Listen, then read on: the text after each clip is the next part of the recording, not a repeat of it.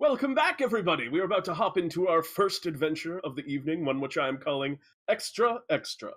But as always, before we do so, we shall introduce our characters. So without further ado, our first adventure this evening is returning now on their second quest here. We have Bioshi. Bioshi, how are you? Hi, Pete. I'm so excited. I just need to tell somebody. And why are you so excited today, Bioshi? The Admiral, he gave me these books. They're more of tomes, but they're magic. Oh, really? And have you learned anything from them? Well, no, but they do their own magic. I still can't do magic. But, well, I guess I didn't even want to be here for another adventure, but you're the closest thing I have to a friend. Oh, well, Bioshi, though I may just be a disembodied voice in the sky, you can always count me as a friend. And I'm glad to see that you're out adventuring again. And perhaps today's adventure will be, to some degree, within your wheelhouse, Bioshi, as I believe you are actually headed to a library. Well, I love reading, so the books don't leave me like people do.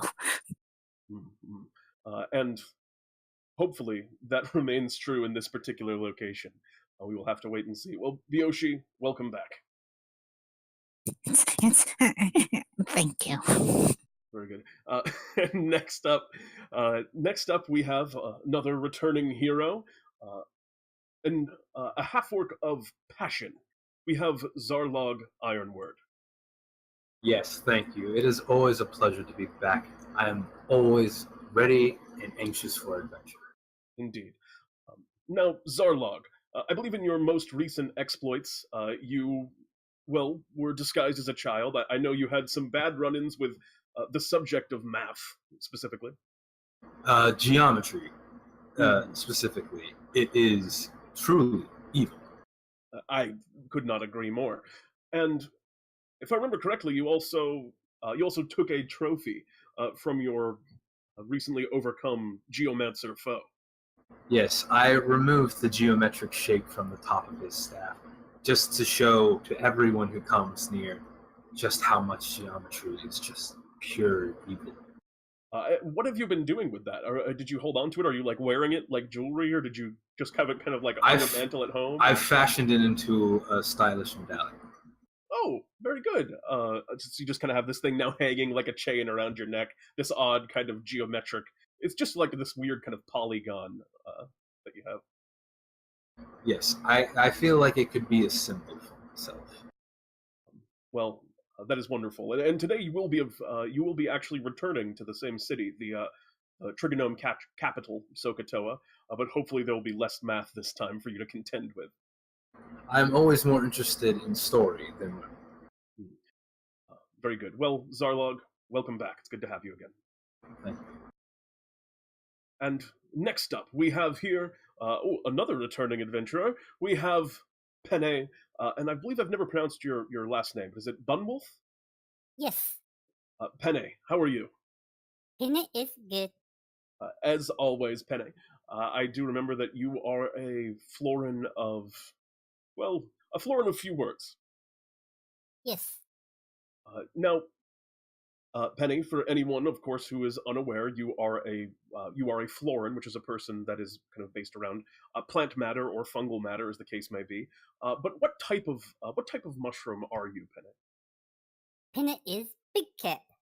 Yes, a big cap. So you kind of have the body of a more humanoid body, but atop your head you have this kind of large, wide mushroom, kind of bright red, if I remember correctly. Yes.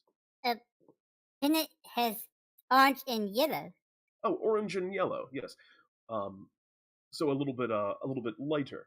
Now, Penneh, what was it that made you kind of want to join in with Bartholomew's adventurers?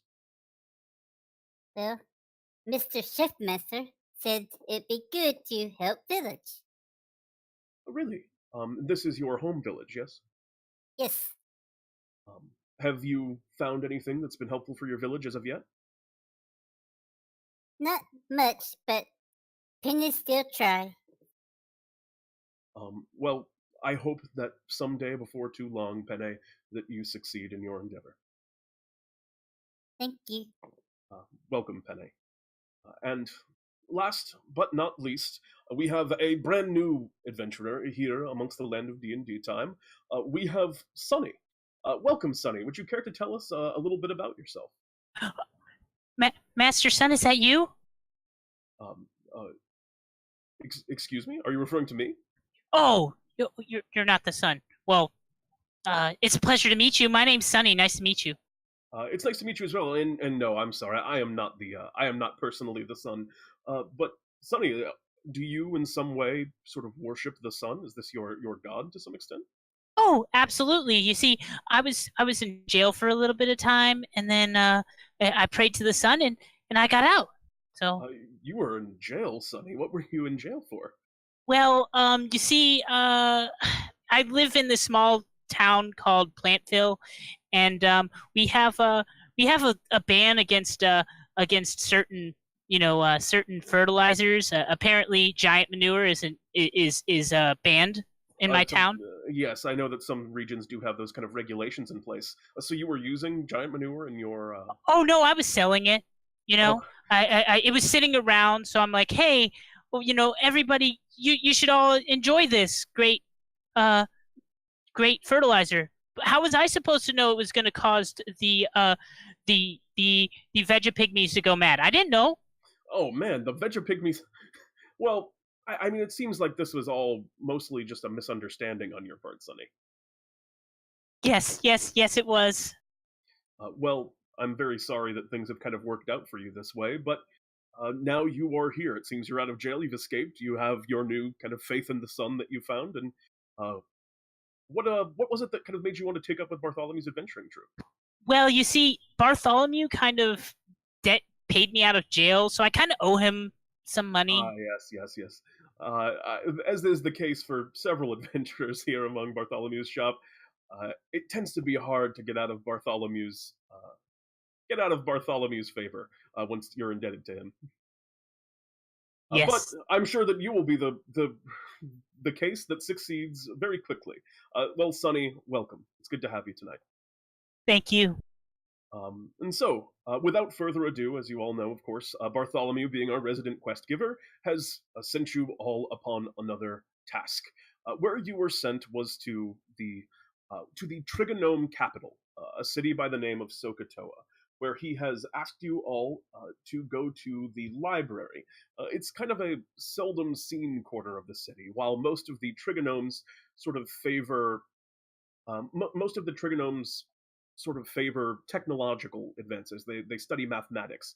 And as you kind of walk the streets of the city where you are now, you can see various trigonomes going about their duties, crafting things. They were very busy, a lot of things being built, people, discussing. You just offhandedly can hear a lot of numbers in conversation. But as you approach now the library, which is your destination, you are to meet with the librarian there, a trigonome by the name of Winzler Bubblebooks.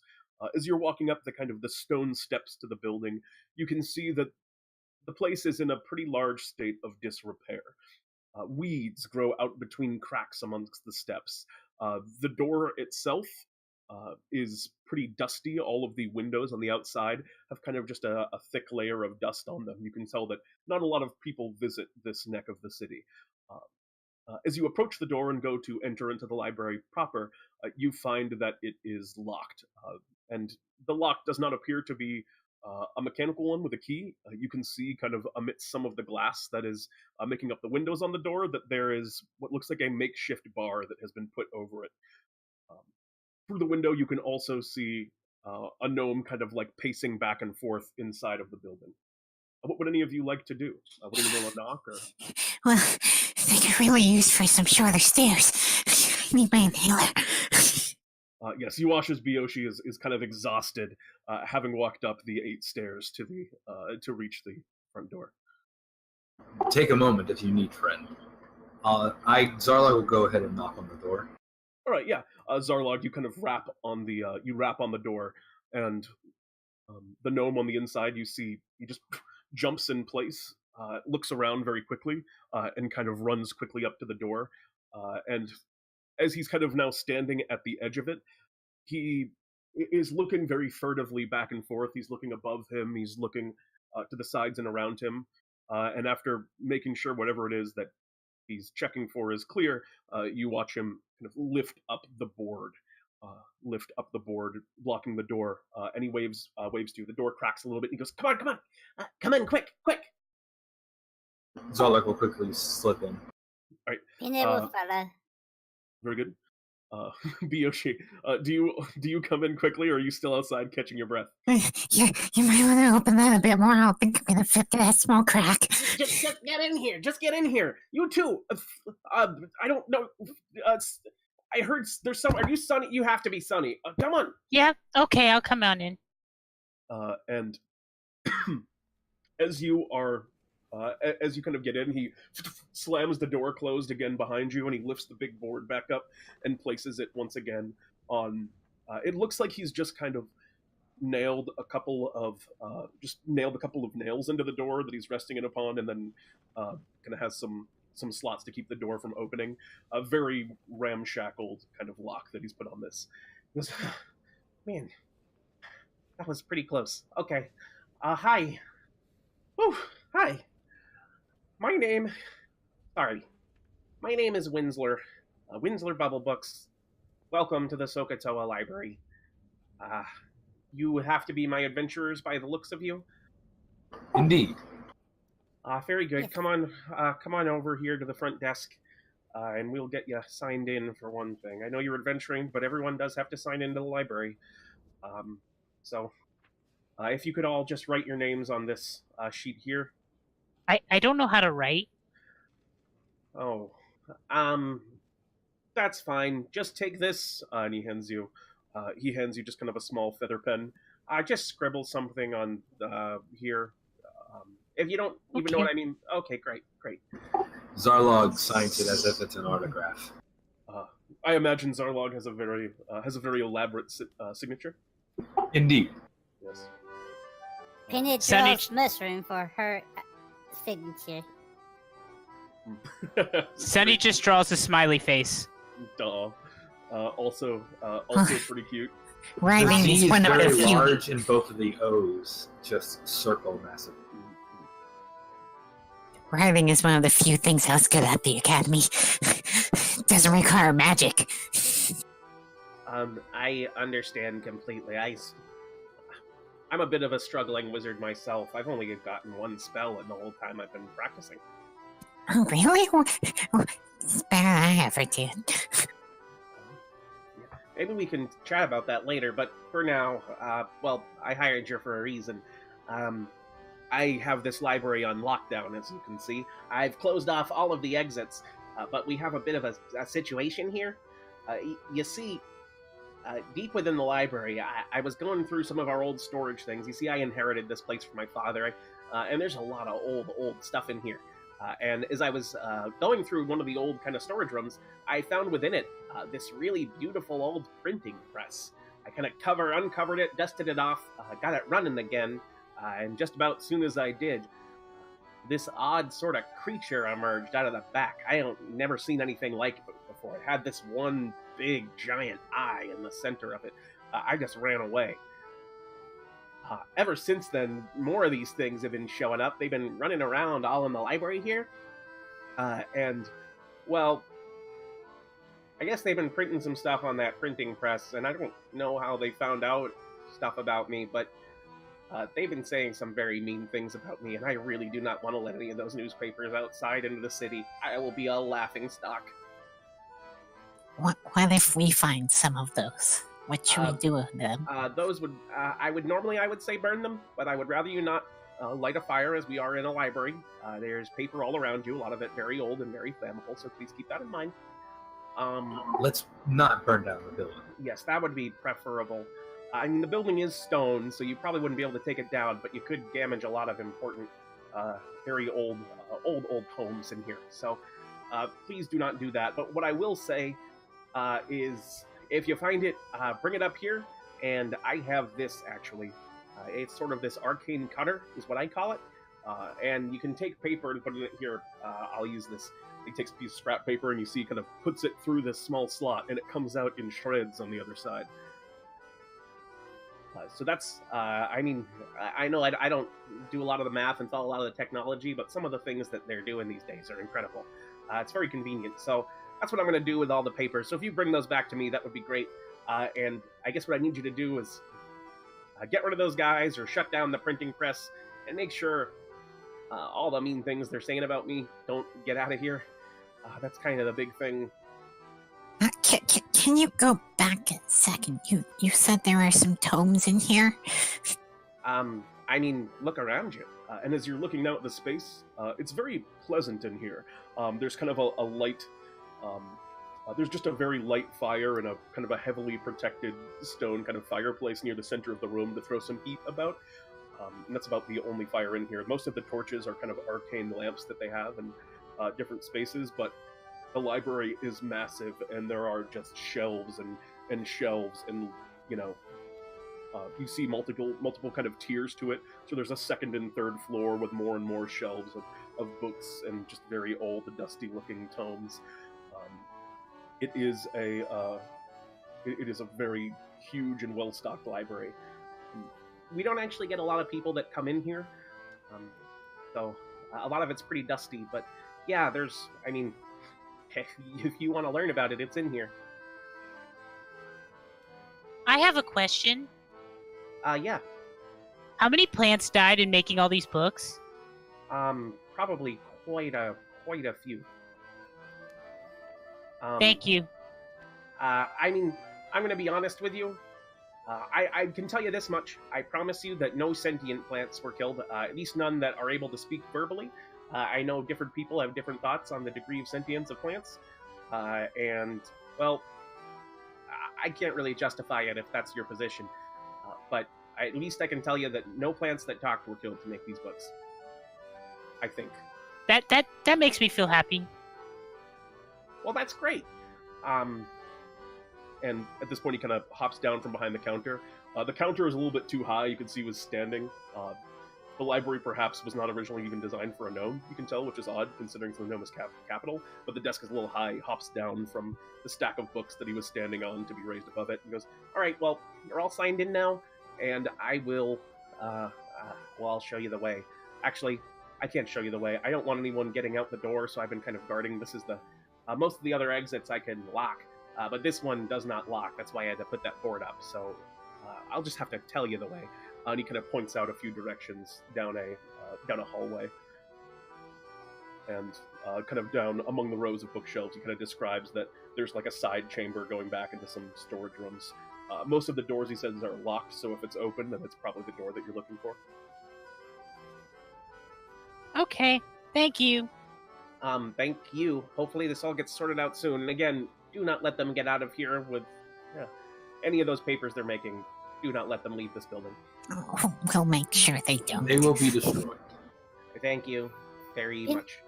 Penneh has a question. Yes. Penneh heard of Winzler before. Did you make rings? Oh, wait. Do you have one of my rings? No. Heard but Barty Blue Wizard has some, though. Oh, yes. I sold some of them to Bartholomew a very long time ago.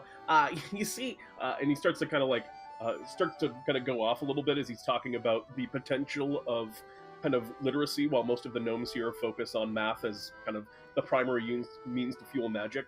He's very into utilizing grammar and just language as another kind of form of pondering and using magic. So I don't know. I think there's so much potential in the arcane practices derived around the gnomish and common languages. There's so much left to do. Honestly, I've written a couple of a couple of papers on it. If you would be interested in reading them, they're only like a couple 100 pages long. That'd be wonderful. I would actually have something to do at night. Yeah, absolutely. I'd love to show you some of those. Let's talk about it after you're done. I'm so excited. It seems like we have a lot to talk about. But anyway, yeah. So I made those. Pretty happy with them. Shall we move on? Yes. Zarlog, you kind of begin leading the way forward, following the directions that Winzler gave you, and you step now into the library. The lights in the space are just the kind of blue, glowing arcane torches, since, again, they can't have fire in the space. And it lends kind of an eerie glow to some of the bookcases. And moving around, it's just everything's a little bit dull. Would be dim light for all intents and purposes, mechanically at least. As you're kind of stepping through, in the distance, as you're moving through the rows of bookshelves, you can kind of hear what sounds like distant, just sort of talking. Or shouting, really, because you can tell it's kind of far away, and it seems just by the tone of voice that they're speaking pretty loudly. Can we understand it? From this distance, no. But as you're getting closer, you start to kind of make out. Some words. Hey, quiet down! This is a library. You shout out to them, but it doesn't seem to kind of slow their statement. You hear, "Extra, extra! Read all about it! Woeful wizard Wales, local incompetent spellcaster, only knows the magic missile spell. Come down, get your paper here, fresh off the presses." And then you hear another voice also just kind of like shouting out near them. "Come, get your paper here. Leaky librarian Winzler wets the bed. Read about it here." Oh, these aren't stories. These are nothing but slam pieces. As you're kind of moving forward, they're just kind of standing amidst the bookshelves. There's several of them. And they're kind of small, strange creatures. They got like kind of thin, leathery wings on the back. Their body is made up of these kind of like black and gray scales. And as they're all wearing these kind of little like almost beret-like hats that they're wearing forward on their heads. And as you kind of move forward, they're just shouting more and more of these kind of miscellaneous headlines at you. And all of them are holding under their arm a stack of papers and another paper. Can I tell what they are? They just appear to have like headlines that they were crying out written on the papers, and then underneath them. No, I mean the creatures. Oh, the creatures. Go ahead and make me a nature check. Penneh will do same. Sure. Penneh, you do not recognize these creatures. You, Bioshi, kind of look them over. They don't look in particularly familiar. Like, they're not anything that you've necessarily read about before. One thing you do kind of notice about them, though, they have this sort of stinger-like tail. It almost looks like a scorpion-like tail that kind of reaches out behind them that looks fairly dangerous. And it reminds you a little bit of an imp, although you've never seen an imp in any textbook that was kind of this pattern, and that wasn't like carrying out the task of a devil or something along those lines. How much for a paper? These ones here are free. And one of the imps kind of hands you one. Tosses you. It's the one about him wetting the bed, and the front of it is like a picture of. You see a picture of Winzler, the gnome that you're just speaking to out in front, and they are extremely young. He's really young, and you see him just kind of like standing embarrassed in front of his bed in like just kind of footy pajamas that he's wearing, and he's like looking down ashamed in the picture. Can I have another one? Yeah, absolutely. Take one right here. Great story. Gripping read. Tell me what you think of it. The detail on the picture is quite wonderful. Absolutely. Taken straight from his memories. I'm surprised you have the capability to print this so well. Well, that's thanks to the printing press. It's a wonderful piece of equipment. The editor is doing a great job, too, keeping everything running. Oh, and if you don't mind, and he kind of leans into you, one goes to hand you a paper. I'll Sammy go. takes- Zarlog will also take the paper. Okay, yeah. Takes you, as he goes to hand you a paper, Zarlog, he's going to try and, He makes an attack against you. Does an 8 hit? No, it does not. Also, as he handed you the paper shibis, one of them is also going to attack you. Does a 14 hit? Yes. I also need you to make me a wisdom save.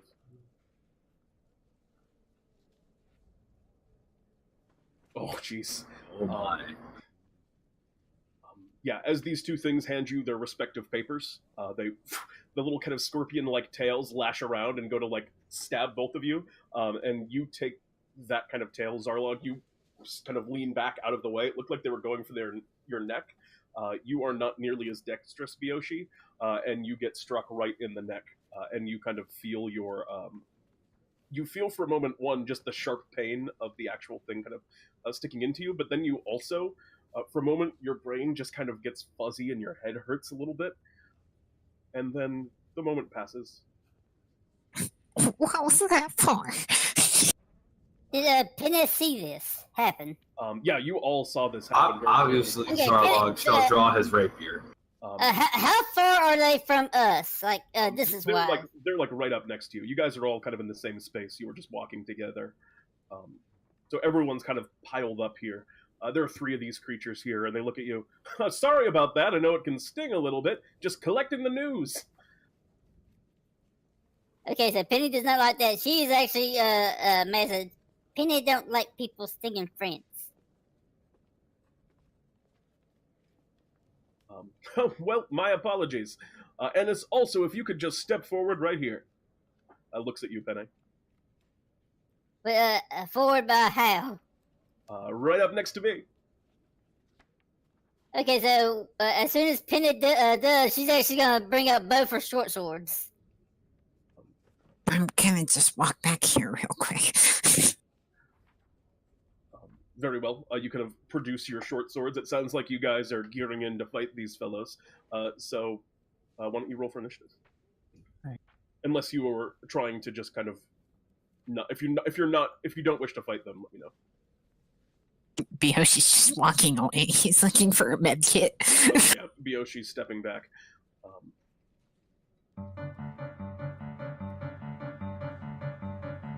Can Sunny do something at this time? Yeah, there was a lot going on there. You could have done something while all this was happening. I think. Okay, here you go. Healing light to my friend who got hurt the most. Absolutely. So you're going to use one of your D6s? Yes. Or you only have the one. So you regain 2 hit points, Bioshi, as Sunny... and I kind of assumed that you, of course, are a floral... you are a blossomer, Floran. In my brain, I just kind of assumed that Sunny was a sunflower. Is that correct? Sunny is a sunflower, yes. Yeah, what does it look like when you use your healing light? The sunflower part just kind of glows a little bit, and a beam of light pops over to him. Wonderful. You watch as the sunflower petals kind of radiate energy, and you are healed, Bioshi. Oh, but why they burn? Oh, wait, no, it kills. That's new. Very good. Very well. And so you do that, and then initiative begins. The first to act is you, Zarlog. Zarlog's rapier. Creatures in front of you. Zarlog's rapier is actually a part of his bow for his wheel, so he shall actually cast a spell of Thunderwave at them. How big is this room, actually? The space that you're in, you're actually in a pretty narrow corridor between a couple of bookshelves right now that loom high up above you, and that's only about 15 feet across, and, you're in a hallway, so it's very long, the long way. So are we facing it the long way, or are we facing against the bookshelves? You are facing them. Their backs are to the open space. The bookshelves are on either side of you. Then I definitely cast Thunderwave. Okay. For sure. Oh yeah, they're kind of a perfect situation. So they are going to... you are able to get all of them, I think, actually, with this Thunderwave. They're going to make, I believe, Constitution saving throws, yes? Correct. Well, actually, they should have advantage on these. They'll be able to advantage on saving against magic. So that's I need to roll one more. This will be the advantage for the first one, which I should have rolled. So you have a 20, a 7, and a 17. So I assume this The 20 and 17 take half pass. damage. Yes. And the 7, of course, fails for 8 So points does of the- thunder damage. So does the 11. Oh, there was only 3 of them. The 11 was... The 17 was the advantage for the 11, because I forgot to roll. Oh, okay. So, yes, very good. So the one that fails takes 8 points of thunder damage. As within the library, you all hear a very loud crash, and these newspaper-holding creatures, the papers just kind of fly and are thrown all about the space. Some of the books on the edges of the bookshelves are a little bit rattled, but none of the shelves. It's not enough force, and it's kind of contained enough to prevent them from knocking over. One of these little imp-like creatures, these newsies, gets thrown backwards a ways along with their stacks of paper, which are now kind of raining like confetti after this pretty good spell right there. It is one of my personal favorites. Anything else on your turn, Zarlog? No. Very good. In that case, that's going to bring us to Sunny. What do you wish to do? Sunny's gonna pull out of one of her flasks of oil and throw it at them. One of them. Okay. Unfortunately, that misses. You tossed the oil at the creature, but it is a little bit agile and kind of flies out of the way of it. Oh no, that's terrible. Anything else on your turn? Sunny will end his turn. Okay. And as they do, one of them kind of says, "Read all about it! Local flower can't throw oil!" And is going to fly over at you and go and try to sting you. The 3 of them are going to go after Bioshi. You step back a little bit. But one of them is going to go after each of the other of you. The first one is going to be against you, Zarlog. I assume a 20 hits. Yes, it does. I need you to make me a wisdom save. That's against you, Penneh. A 17, I also assume hits. Armor class is equal to 17, so... Sorry. It's 19 definitely succeeds that save. So you do not take the psychic damage, you only take the 6 piercing damage. Penneh, I also need you to make a wisdom saving throw. And then Sunny, man, these guys are rolling really well. Sunny against you, that's a 19. Okay, as a reaction, I'm hellish rebuking. Oh, Jesus. Okay. They're going to make it.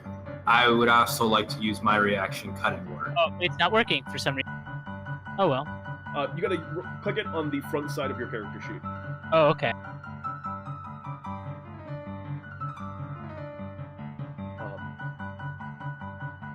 Yeah, where it appears there. All right, Oh, wait. Maybe I'm not able to use this. Cutting words. When a creature you can see makes an attack roll. Yeah, you can have done that. So if you want to roll the d6, it will reduce their attack by an amount, I believe, equal to the 6. Or I guess you could also reduce the damage. Is that how it works? So are you trying to reduce the damage? Yes. All right, cool. So you reduce the damage by 3. So you only take 3 points of damage instead of the full. Thank goodness. And I also need you to make me a wisdom saving throw before that hellish rebuke happens. I need you to make me a wisdom saving throw. David. Okay, yeah, so you fail. So you take the full damage, so it's a total of 6 damage that you take.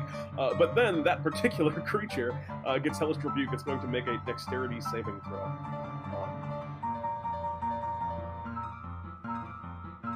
Which it will succeed. However, it will still take half of that damage, which the fire kind of pours out into the space. You watch as all of the papers that it's holding and those that were kind of scattered in the air around it instantly incinerate. The fire spreads out to the surrounding bookcases as well, and you watch as the bookcases themselves appear to be made of stone, but the books within them all start to catch and light.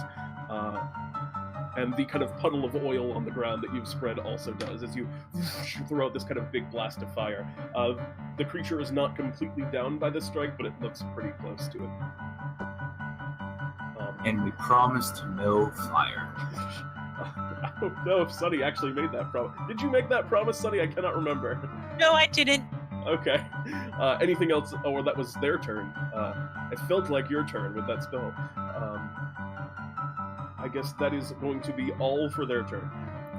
What did Penneh take for?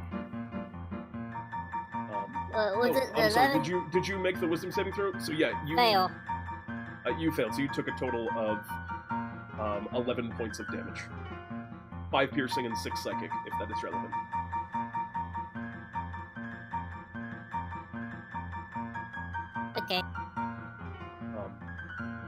cool. Anything else on your turn? Or that was it. Again, I've gotten so confused because of the spell. That is going to bring us to the next initiative, which was Penneh. Okay, is there any close to me? Yep, they're all kind of bundled back up. There's one that was right in front of you that just attacked you as well, one within melee. Okay, then Penneh will attack with Poke and Poke. Alright, 20 definitely hits. Go ahead and roll damage on that. Another 5 points of damage. You stab up into them with Poke and Poke. Actually, that's all total because I'm using 2 weapons at once. Okay, well you have to roll attacks separately for both of them. Warden... sorry, one second. Yeah. Okay, so yeah, the second one unfortunately doesn't miss, so it's just the 5. Alright. Very good. But yeah, one of them, as you kind of take your 2 blades and spin, you cut across the kind of midsection of one of them, and he just kind of, extra, I'm bleeding! And is anything else on your turn? Penneh will just say, write that in blood. That's big news. Very good. In that case, that's going to bring us to the final initiative. Almost slightly unsurprisingly, the last initiative, Bioshi. I'm assuming everyone's grouped up quite a bit. Yeah, everyone is it's a pile of people right here. Okay, Bioshi, you've practiced this at home. Okay, which tome is it? The green one, yes. Okay, now let's just open this up and... Well,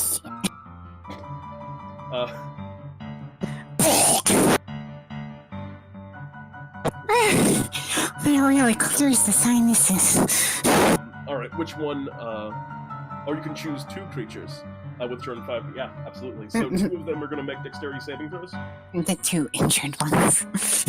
So they do have advantage on these because they have magic resistance, but one of them fails, and I guess they're also all injured. One of them fails, and one of them succeeds. So the one that fails takes 6 points of acid damage. Yep. Who did you want to target? They're all injured to different degrees. Did you want to target the one in front of Sunny, the one in front of Zarlog, or the one in front of Penneh? The sunny one. Alright, the one in front of Sunny. The acid flies out. You watch as over your shoulder, Sunny, just kind of this thick green paste appears, and you watch as the creature in front of you just dissolves and is slain. 2 of them remain. As we move now back to the top of the initiative. Or unless you have anything else on your turn, Bioshi? Spitting acid really clears the sinuses. Let me just grab a tissue real quick. Okay. Zarlog, it's you. Alright, so where are they positioned right now? There's 2 remaining. One of them is in front of you, and one of them is to your left, next to Penneh. I shall cast Cloud of Daggers on the one in front of me. Absolutely. Well, I believe that's an area of effect, isn't it? Or am I mistaken? It is. I'm able to cast it within 60 feet, and it is a 5-foot cube on each side. Yeah, so you could actually get both of them if you wanted, because they're within 5 feet of each other. Then I will do so. Alright, so they're going to make dexterity saving throws. Which, again, they have magic resistance. But,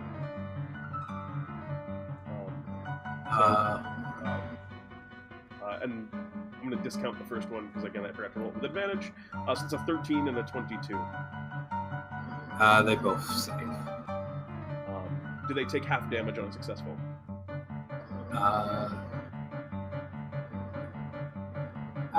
Yes. Okay, cool.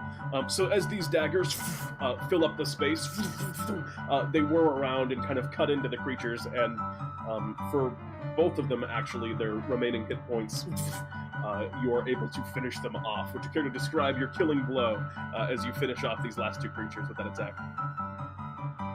It seems to be a lot like a samurai movie where you just see lots of slices happening, but they don't seem to appear to be moving much, and then the cloud dissipates and they kind of just fall to the ground bleeding. Yeah, one of them is just kind of looking around as the daggers are just kind of flashing in the air. You just go, hey, what's going on? And the other one's, I don't know. And then a couple seconds later, it's just the cuts all appear on their body and they drop down to the ground, slain as you have finished off the remaining foes. Very much the end. Penneh will now eat one of them.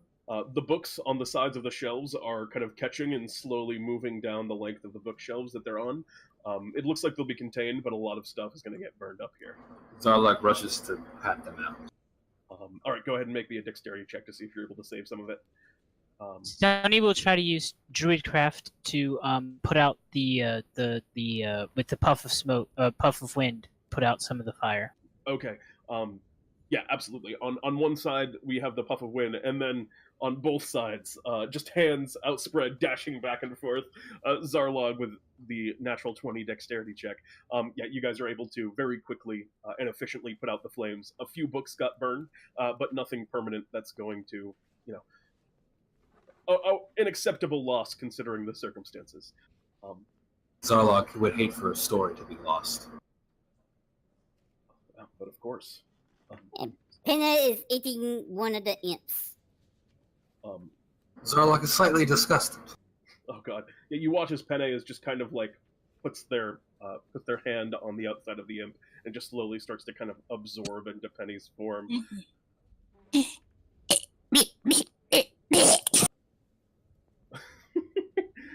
And from up ahead at the end of the hallway, you can see a little bit of like what looks like an opening into a side room, and you see another one of those kind of creatures walk out of it. They look at the four of you.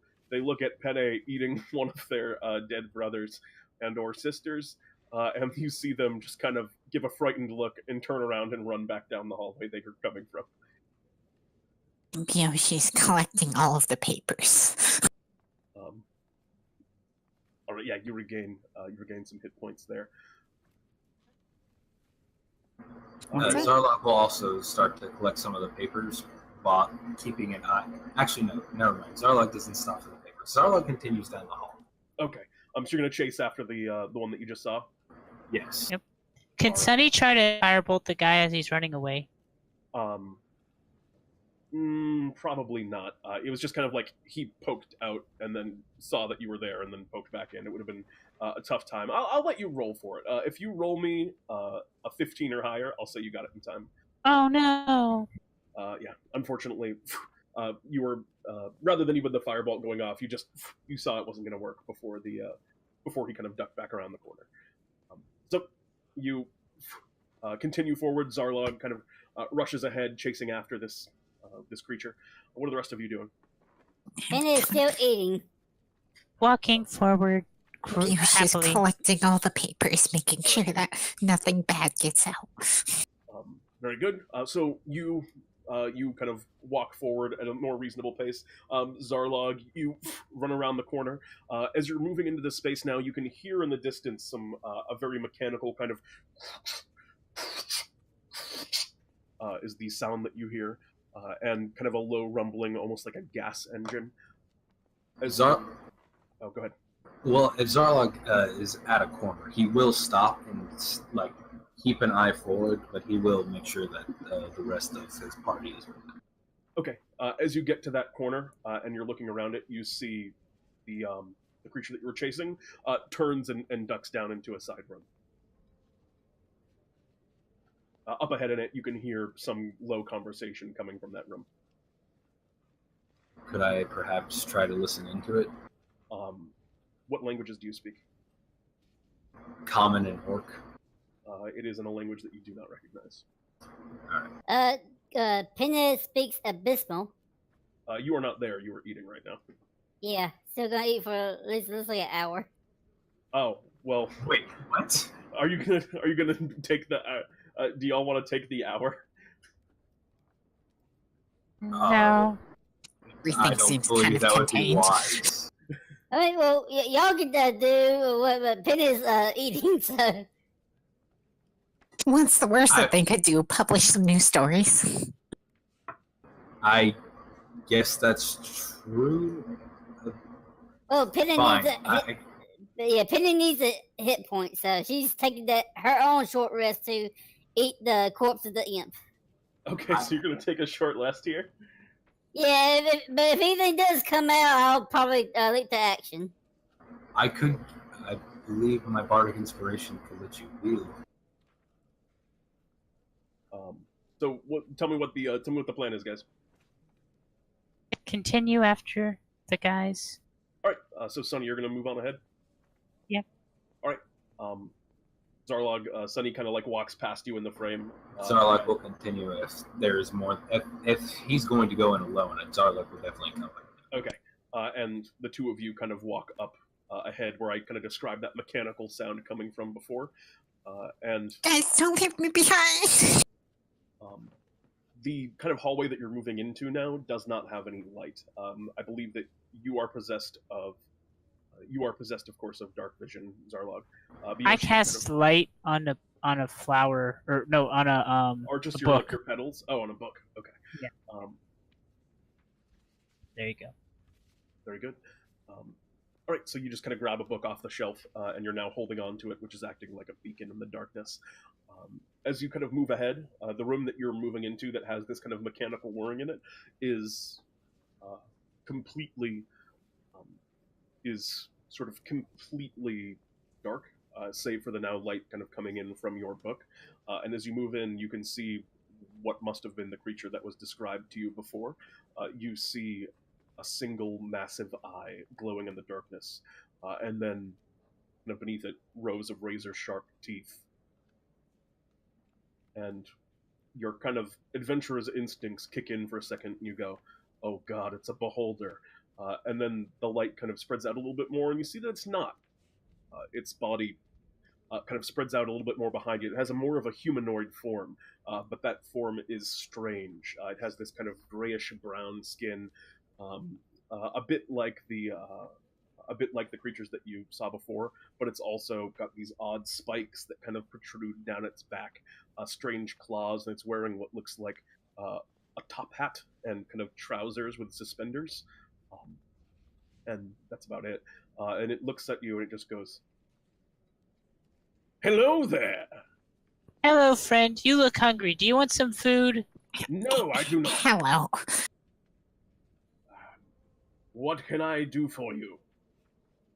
He's kind of like skulking in like the back corner of the room. You see that other creature, and another one of them like it. Looks like there's two more of those things that you fought before, are also kind of like huddling in the corner with him. I heard you were a good publisher. I pride myself that such is the case. I am, of course, the writer, editor, and publisher of DnDTime by the minute. Oh really? Do you have a new issue every minute? Indeed, we actually do. And are you interested? I can give you our latest releases. And you can see, like, from that kind of big printing press that you can also see illuminated by the light spell, there are papers that are just being churned out of it at a pretty quick pace. And he kind of walks over and grabs one and kind of furtively walks across the room and hands a few of them over to you. Oh, that's awesome. If I grab that, is the tail gonna come at me? This thing does not appear to have a tail. How about you just put it on the ground there and I'll pick it up? All right. Very well, that's fine.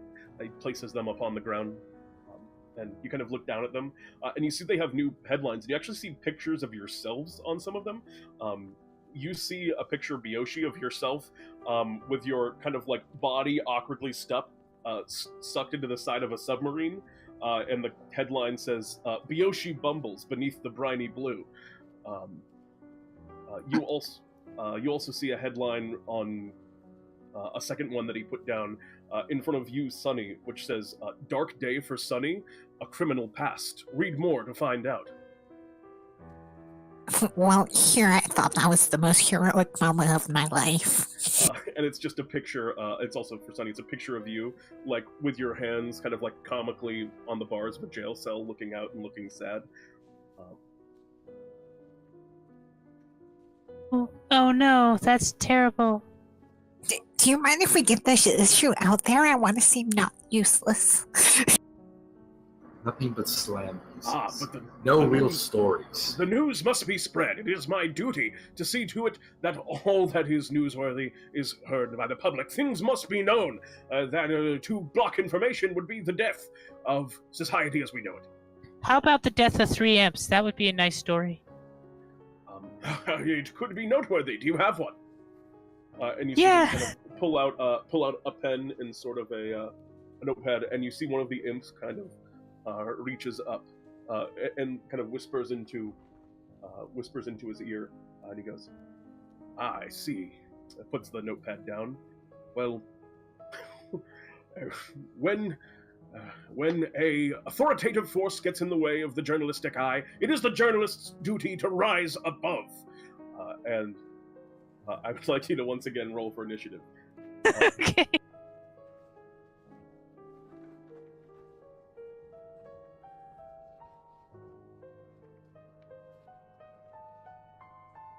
Does Penneh have to roll because she's still eating or something? I mean, you can roll and decide if you want to stop eating at any point. But at the start of this, I'll assume that you're eating. But yeah, just be in the initiative so we know where you'd be at. All right. All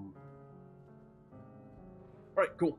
All right, in that case, the first to act is going to be the editor, who looks at all of you and goes, I need you to make me actually, I know this is a weird request, I need you to make me a deception check, Zarlog. All right. Ooh! He kind of... Thank you, Dice Gods. Kind of looks at you, and make sure he doesn't crit. Yeah, he does not. Well, man, he matches too. He kind of looks at you for a time.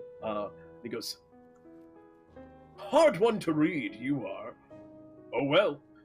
And the eye kind of blazes a little bit, and you watch as out of it pours this kind of dark energy towards you. I need you to make me a Constitution saving throw. Uses rotting haze upon you. 16 is going to succeed. You actually take no damage from this effect, and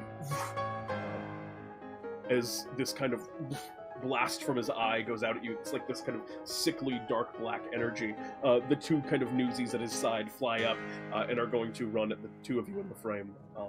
Zarlog, after he says his statement, shouts back, I tell my own stories.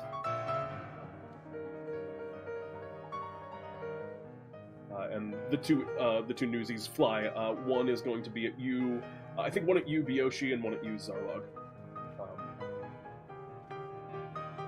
They will make their attacks now. That's against Bioshi. Oh god, which book is he? I know I have it here. Here we go. You have shielded. All right.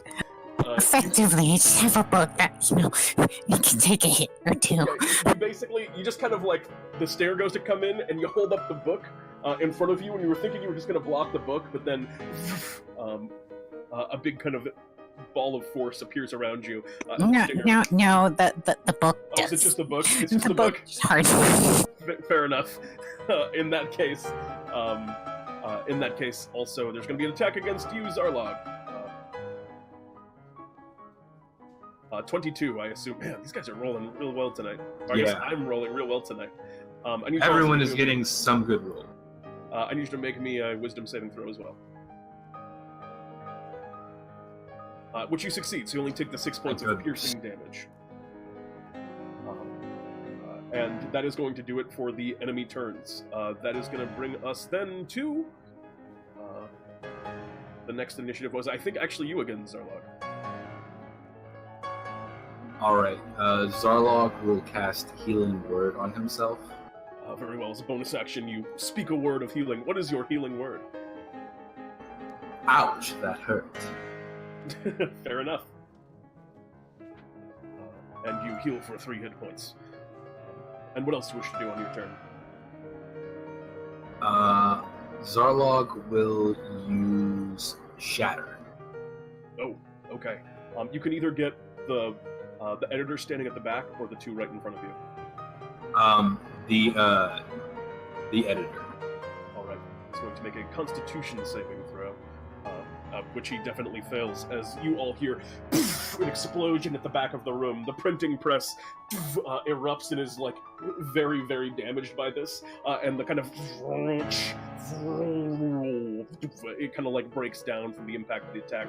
The editor himself gets kind of like thrown backwards against the wall that he was kind of huddled against, and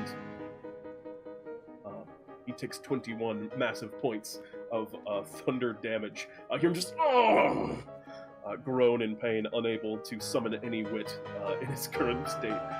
I tell the stories. We'll see when we read tomorrow's paper.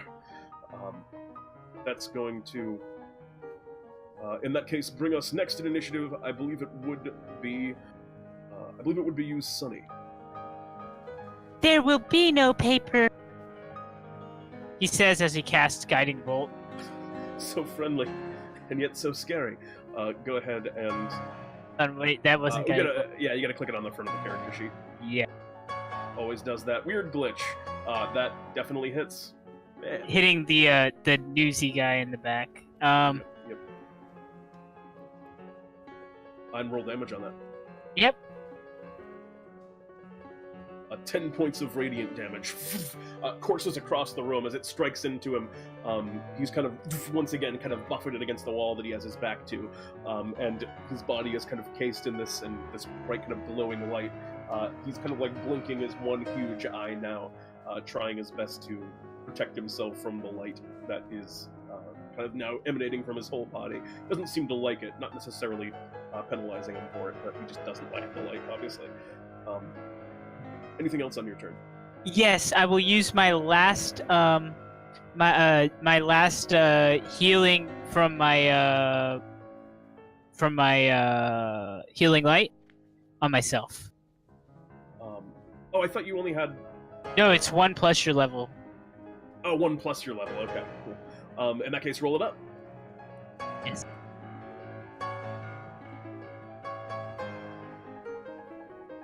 And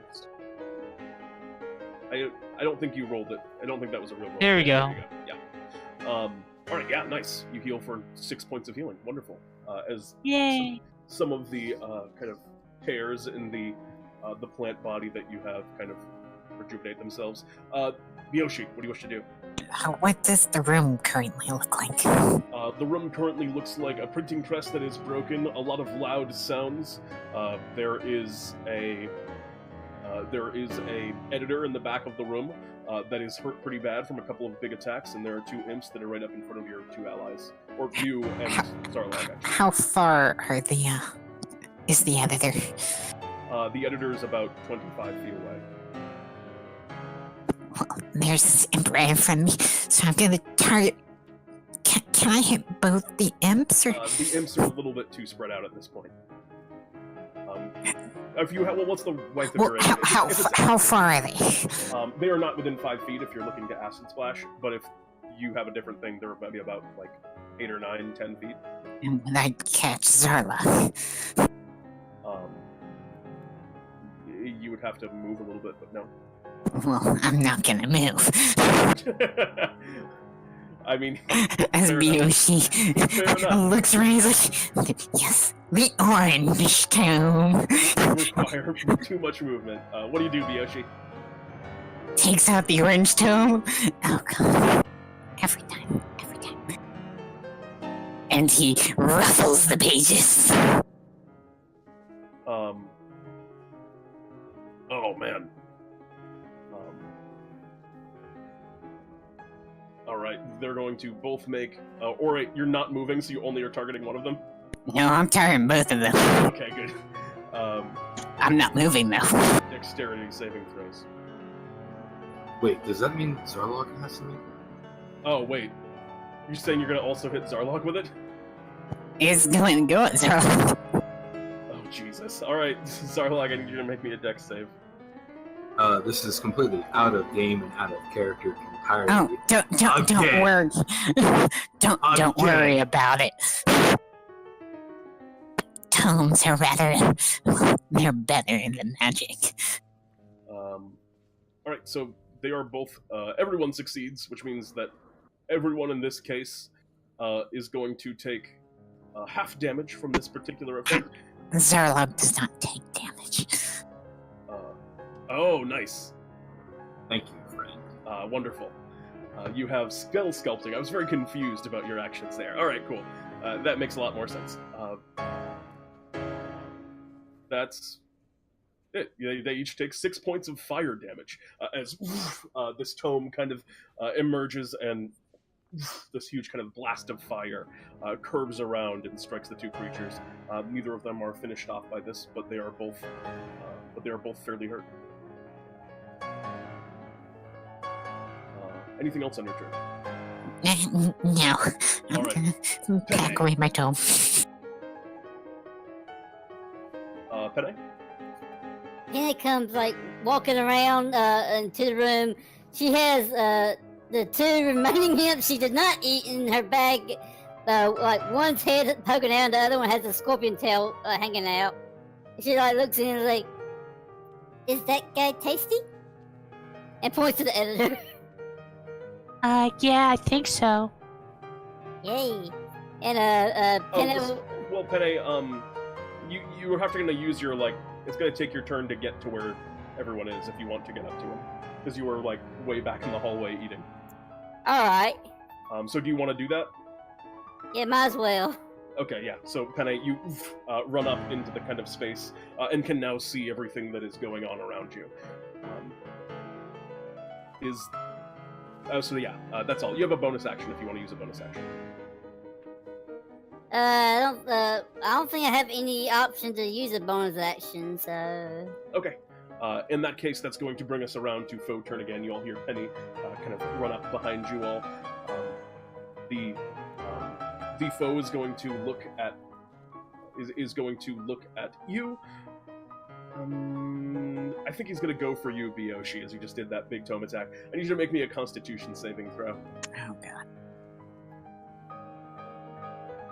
You succeed, as once again, he fires out his eye-ray, his rotting gaze, but it is not enough. You are actually able to, Bioshi, you withstand the effect as you feel it kind of hitting you, and then it just vanishes away. And he looks at you and just, ugh, curses. I'm as surprised as you are.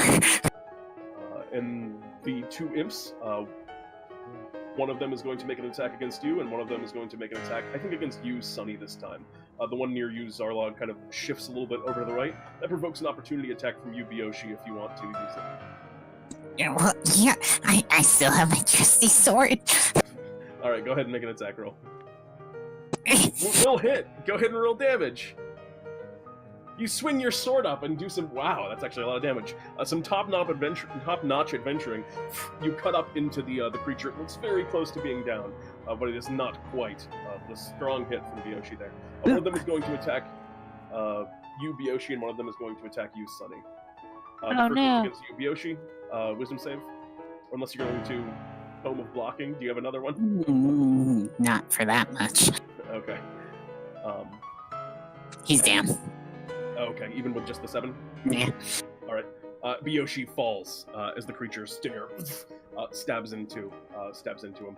The other one's going to be against you, Sunny. Does a 13 hit? 13 will hit my armor class. Okay. I need you to make me a wisdom saving throw. Okay.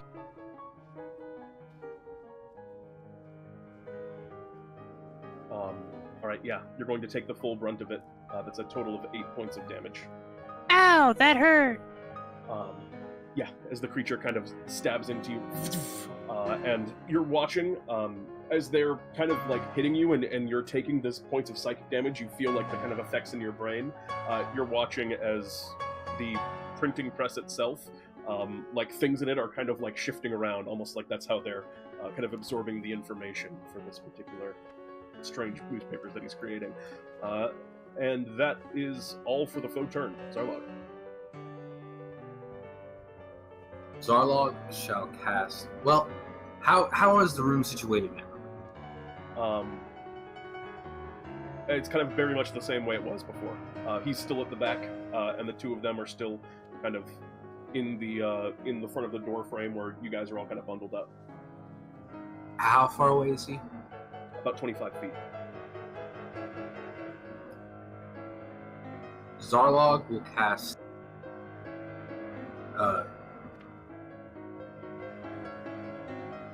Zarlog is going to cast Healing Word on Bioshi and on Sunny. Wait, are they within 5 feet of each other? Yes, but I believe Healing Word can only ever affect one target. No.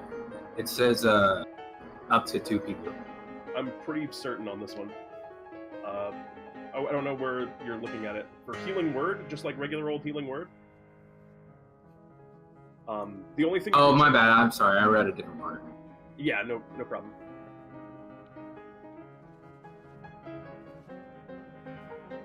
See, now everyone's making a mistake.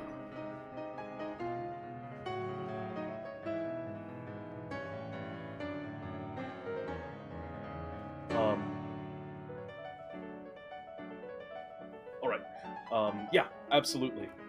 You heal... So who are you healing? I assume Bioshi, because Bioshi's down. Yes. Alright, so yeah, Bioshi, you find breath once more, you take healing. Anything else on your turn, Zarlog? You still have an action. Zarlog will attack with his rapier the imp in front of you? Yes. Alright, go ahead. A 10 unfortunately misses. As what I believe, that's probably all for your turn then? Indeed. Alright, that's gonna bring us then to Sunny. What do you wish to do, Sunny? So he's within 30 feet, that guy in the back, so I'm Yep. gonna cast Thorn Whip and pull him towards me. Hopefully. Radical. 10, though, unfortunately misses. He's still getting bolted. Oh, wait, you're correct. However, you're making a ranged attack while you have an enemy within 5 feet of you, which means you would have disadvantage, so they negate. It's a melee spell attack. Interesting. You know what? That's an interesting technicality. I don't know how a 30-foot melee effect would work on that, so we're going to give it to you. You throw out your thorn, and it wraps around him. Go ahead and roll damage on that as well. Okay. 3 points of piercing damage. The thorns wrap around the waist of the creature. You see it kind of cuts his suspenders a little bit, and you drag him across the room. He is now 10 feet closer to you. He's only 15 feet away from the collective view. Very good. Kind of, curses! He says once more. Yeah, you're I a big will- meanie. I will eviscerate you! In pen! Anything else on your turn? Sunny ends his turn. Bioshi. Well, now everything's within 15 feet, right? This is true. Well then, I suppose this has enough magic left in it for one more little fluttering. Same spell?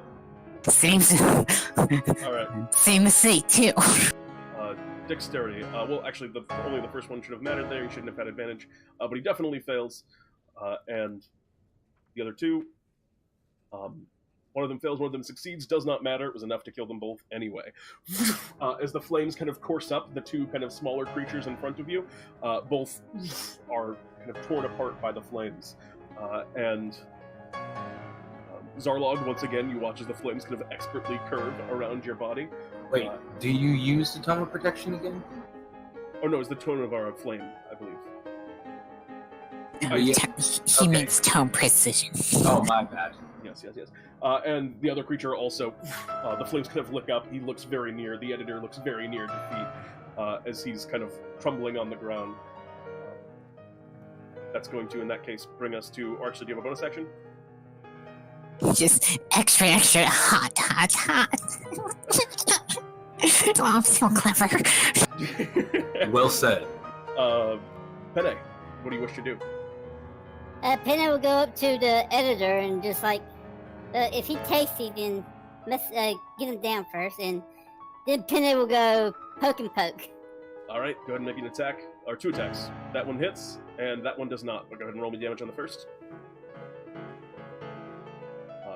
2 points of piercing damage is enough in this particular instance to finish him off.